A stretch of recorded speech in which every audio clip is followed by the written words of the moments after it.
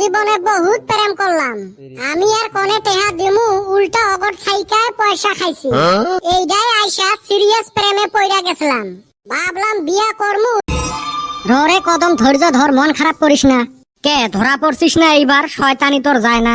বাইরে দুঃখের সময় গুতা দিস না তো। এ বেটা ছাওয়া, থাক আগত ঘটনাগুলো শুনি।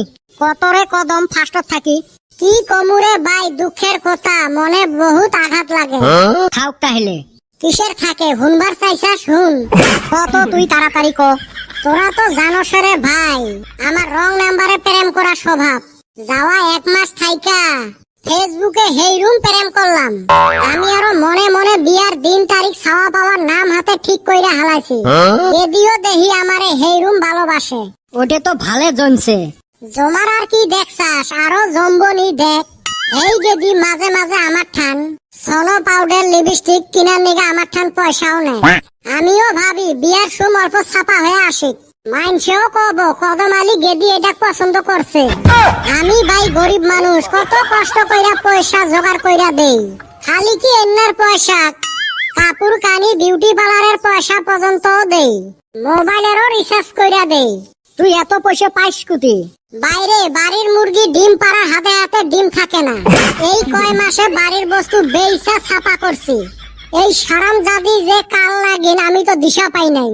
হায় রে কি খাচ্চুন্নি রে। একদিন আমারে কয় আমার হেই রুম বেমার, 20,000 টাকার প্রয়োজন।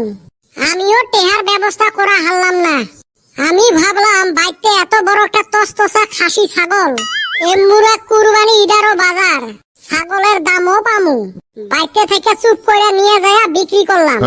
আমি গেদিটারে ফোন করলাম যে কোনে আসাস, আমি টেহা দিয়ে আসি। এই হারামজাদি কয় টেহা দিবার আশা লাগবো না, আমারে ফোন পে দে। মানুষ দেখলে নানান সন্দেহ করব। আমি ভাবলাম হয় ভালো গেদি, চিন্তা তো ভালোই করছে। এই মতে আমি ফোন পেতে দিলাম টেহা। বাইরে ওই যে পয়সা ঢুকছে আর আমারে ব্লক করছে। আজ পর্যন্ত কোনো খবর পাইলাম না। এ ওটা বেমার হয়া মরছে বুঝি। এই এলে সব 2 নাম্বারই চেংড়ি। এ হারামজাদা, তক তো কসলিম এ রং নাম্বার প্রেম করিস না। বাইরে রং নাম্বারে তো জীবনে বহুত প্রেম করলাম। আমি আর কোনে টেহা দিমু, উল্টা অগট খাইকায় পয়সা খাইছি। এইটাই আইসা সিরিয়াস প্রেমে পইরা গেছিলাম। ভাবলাম বিয়া করমু নিজেরে বই। খায়া পিয়া কুছ নেহি, গেলাস তোরা শকা। এনে আবার কি কয় রে? এলে তো বুঝে লাগবে নয়, এলা কি পরিস্থিতি ওটে ক। এমুরা গেদিও হারাইলাম, বাড়ি তো দিশা পাইলো ছাগল চুরির কথা। কয়দিন থাইকারে ভাই পালায়া পালায়া বাড়াইতাছি। এই করতে করতে টেনশনে আমার শরীরও খারাপ হয়ে গেছে। উপায় না পায়া আজকা ডাক্তারে অনে গেলাম। ডাক্তার কয় তোমার শরীরে রক্ত কমে গেছে। আমাক কইলো দুধ, বাদাম, ফলমূল আর পানি বেশি করে খাইস।